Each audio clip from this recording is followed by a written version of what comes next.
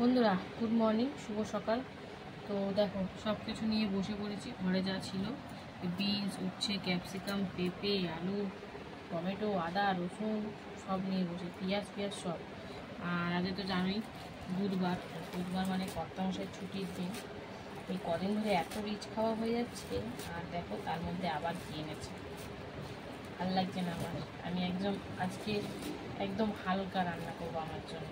ওরা যা করে করুক, আমার খুব শরীরটা খারাপ। তো যাই হোক, চলো কী এনেছে আগে দেখাই। এই যে দেখো কী নিয়ে এসছে আমার। এই তো চিকেন খেলাম অনুষ্ঠান বাড়িতে, আবার চিকেন। তাহলে বলতে পারতে চিকেন আনতাম না। এই দেখো, আমার থেকে তো আমার মেয়ের চিকেনের প্রতি ইন্টারেস্ট বেশি না। তাহলে যাওয়ার সময় কিছু বললে না? চাই না। তো যাই হোক বন্ধুরা, দেখো লেগগুলো দেখো, চিকেন একদম অর্ডার দিয়ে বানিয়ে এনেছে লেগগুলো। তো যাই হোক, এই হচ্ছে বাজার। শুধু চিকেনটাই এনেছে, আর বাদ বাকি সবই ছিল ঘরে। তো চলো চিকেনটা ধুতে হবে। শুনে একদম গরম, সদ্য কেটে দিলাম মনে। এই দেখো আবার, এই বাবা ফটাস করে পড়ে গেল কি রে।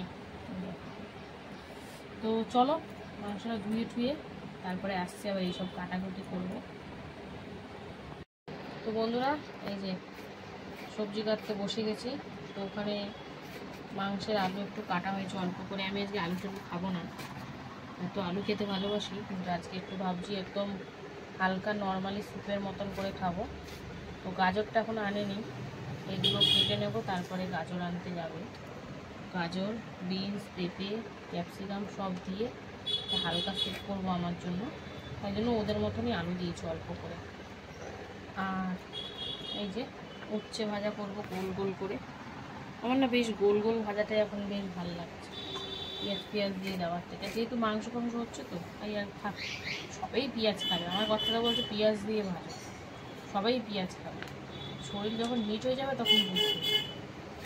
মানে এই 3-4 দিনে মনে হয় 2 কিলো পেঁয়াজ খাওয়া হয়ে গেল আমাদের, এত পেঁয়াজ খাওয়া হচ্ছে।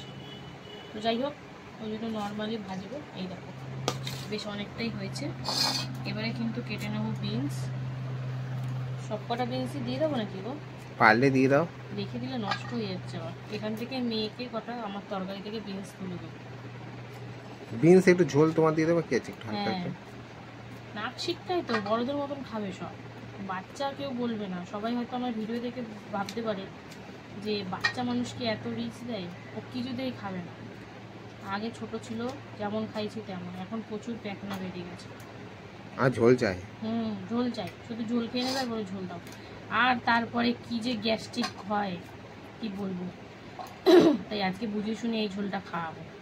বিনস, গাজর, পেঁপে এগুলো উপকার না, উপকার জিনিস খাবে না। এই ঠেলায় পরে আমি এখন খাচ্ছি, আর ও তো ঠেলায় পড়েনি। এই দেখো এটা আবার নষ্ট, রেখে দিলে থাকবে না। একটা আবার বিনস কেমন হয়ে গেছিলো, সাদা সাদা ছাটকুড়ার মতো। তো যাই হোক, চলো সব বিনস কাটবো। বিনসটা কেটে নিই, তারপরে এদিকে ক্যাপসিকাম, পেঁপে অতটা লাগবে না, অর্ধেক দিলেই হয়ে যাবে। একদম বেসিক্যালি সবজিটাই থাকবে বেশি, দিয়ে একটা পাতলা, হালকা পাতলা একদম স্যুপের মতন করব, খুব কম মশলায়। তো চলো বিনসগুলো কেটে নিই, তারপরে আসছি। তো বন্ধুরা, এই যে বিনস কাটা কমপ্লিট। এবারে কাটছি ক্যাপসিকাম। আমার জন্য হাফের হাফ দিয়েছি, আর বাদ বাকিটা ওদের চিকেনে দিয়ে দেবো। চিকেনে না ক্যাপসিকামটা দিলে স্মেলটা বেশ ভালো ছাড়ে, বলো? হ্যাঁ, দারুণ দারুণ লাগে। আমার কর্তাকে খেত না, একবার করে খাইয়েছি, মুখে লেগে গেছে। নিজে থেকে কিন্তু নিয়ে এসেছি ক্যাপসিকামটা। আর ক্যাপসিকাম খাওয়া খুব ভালো, জানো? যেটা আবার শুনবে ভালো সেই জিনিসটা খাওয়াবে। তো যাই হোক, এই যে ক্যাপসিকাম কাটা চলছে, সিমলা মির্চ। আর এরপরে এই যে পেঁয়াজ রয়েছে, পেঁয়াজ তো কাটবো। তার আগে পেঁপেটা কেটে নিই, আর টুকিটাকি আদা রসুন।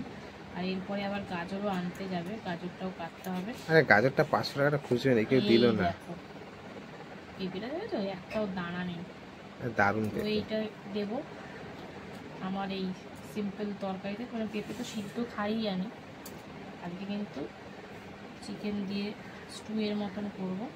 স্টুয়ের মতন, খুব পুরোপুরি যে স্টু এমন না, বাটার ফাটার কিছুই দেবো না, নর্মাল একদম হালকার উপরে।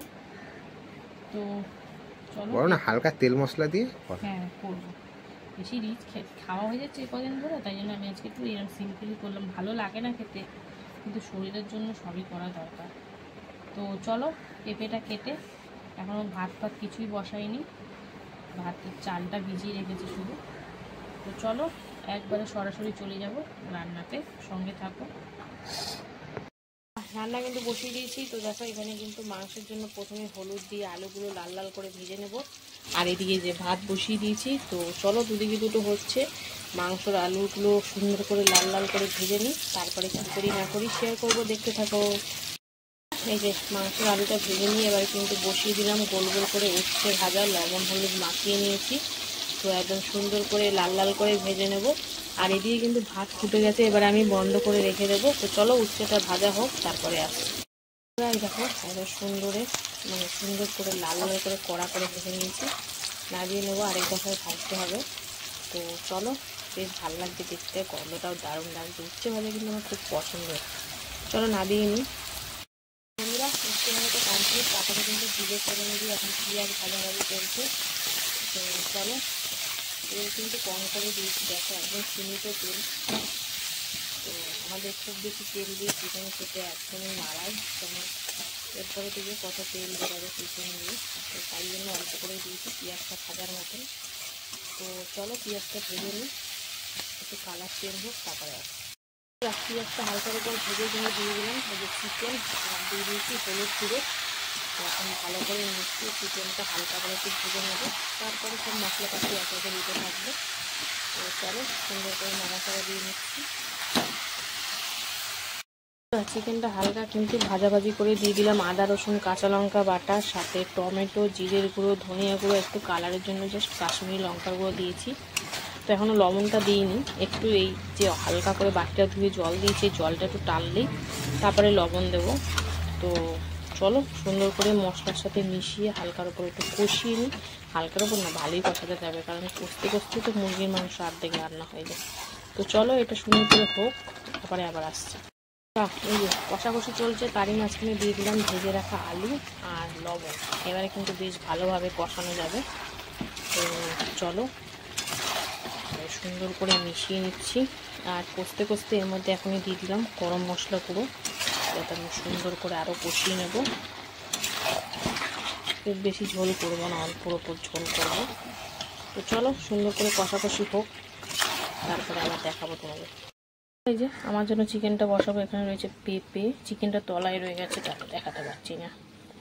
আর সাথে বিনস আছে, গাজর আছে, আর আলু ছাড়া, যাই হোক ক্যাপসিকাম দিয়েছি একটু, আর কাঁচা লঙ্কা একটা চিড়ে দিয়েছি। লবণ হলুদ দিয়ে আগে প্রেশারে দুটো মতন সিটি দিয়ে নেবো, তারপরে একটু কড়াইতে টেলে নেব।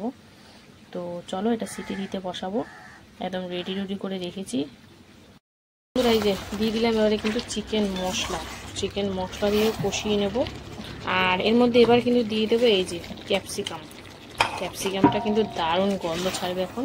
যাই হোক ক্যাপসিকাম আর চিকেন মশলা দিয়ে ভালো করে মিশিয়ে সুন্দর করে কষিয়ে নেব, তারপরে কিন্তু পরিমাণ মতন জল চলে যাবে এতে। তো খুব বেশি ঝোল রাখবো না, তো অল্প পরিমাণেই ঝোল করব। তো চলো এখন সুন্দর করে এটা কষিয়ে নিই। আর এদিকে কিন্তু ভাত আর এক ফুটান দিতে বসিয়ে দিয়েছি, তারপরে এটা গড় দেবো। আর ওদিকে আমার চিকেনটাও এখনও বসানো হয়নি, বসাবো, রেডি করেই রেখেছি। তো চলো এখন এটা সুন্দর করে কষিয়ে নিই, তারপরে আসছি। এই যে সুন্দর করে কষিয়ে নিয়ে দিয়ে দিলাম সেদ্ধ হওয়ার জন্য পরিমাণ মতন জল। তো বেশি ঝোল করব না, কারণ আমারটা তো আলাদা করছি, আর ওরা কত ঝোল খাবে। তো যাই হোক আলু সিদ্ধ হওয়ার জন্য, আর ক্যাপসিকামের যে গন্ধটা বেরিয়েছে না বন্ধুরা, আমাদের শোকাতে পারছি না। তো যাই হোক চলো এখন সুন্দর করে এটা রান্না করে নেবো, প্রায় 7-8 মিনিট মতন। কষতে কষতে প্রায় অনেকটাই সেদ্ধ হয়ে গেছে। এখন আলুগুলো যেহেতু অত বড় বড়, তো একটু টাইম লাগবে, ওই জন্য একদম ভেতর দিকে দিয়ে দিচ্ছি আলুগুলো, যাতে ভালো করে সেদ্ধ হয়ে যায়। আর এদিকে কিন্তু যে প্রেশারে বসিয়ে দিয়েছি আমারটা, তো 1 থেকে 2টো মতো সিটি দেবো, তারপরে নামাবো। তারপরে কিন্তু রান্না আবার একটু কড়াইতে একটু টালতে হবে, মানে কিছুতে মশলা দিয়ে নি, একদমই সিম্পল। তো একটু হালকা মশলা না দিলে আবার মাংসের উগ্র গন্ধটা যাবে না। তো যাই হোক চলো এটা হোক, তারপরে তোমাদের দেখাবো। বন্ধুরা এই দেখো চিকেন আলু কিন্তু সুন্দর করে সব সেদ্ধ হয়ে গেছে। ঢাকা দিয়ে লো ফ্লেমে এতক্ষণ করছিলাম, এবার কিন্তু ঢাকা খুলে হাই ফ্লেমে একটুখানি ঝোলটাকে জাস্ট মজিয়ে নেব, মানে এতটা ঝোল দরকার নেই, যেহেতু ঢাকা দিয়ে করেছি তো ঝোল একদমই মজেনি, আরও ঘেমে সেল দিয়ে। জল বেরিয়েছে। তো যাই হোক, চলো এখন একটু ঝোলটা মজিয়ে নিই, তারপরে আমার চিকেনটাও করব। তো এটা না দিয়ে তারপরে আছে কিছু তো দেওয়ার নেই, সবই মোটামুটি দেওয়া হয়েই গেছে, গরম মশলা থেকে শুরু করে সব। তো চলো চিকেনটা একটু ফুটিয়ে তারপরে নাবিয়ে তারপরে আমার চিকেনটা করব, তখন তোমাদের সাথে শেয়ার করবো, সঙ্গে থাকো বন্ধুরা। এই যে আমার চিকেনটা কিন্তু অ্যাট লাস্ট সেদ্ধ তো করেই নিয়েছিলাম, এবার কড়াইতে একটু দিয়ে দিলাম। তো কি করেছিলাম দেখো, দেখানোর সুযোগটা আর হয়ে ওঠেনি। জিরে ফোড়ন দিয়ে এখানে পেঁয়াজ, একটু আদা, সামান্য একটু রসুন তেলের মধ্যেই টেলে নিয়েছিলাম। তারপরে একটু সামান্য ধনিয়া গুঁড়ো আর জিরের গুঁড়ো, একদম সামান্য সামান্য, দেখাতে পারলে আরও বেশি সুবিধা হতো। তো দিয়ে তারপরে ভাজাভাজি করে এই সেদ্ধ করে রাখা এটা দিয়ে দিয়েছি।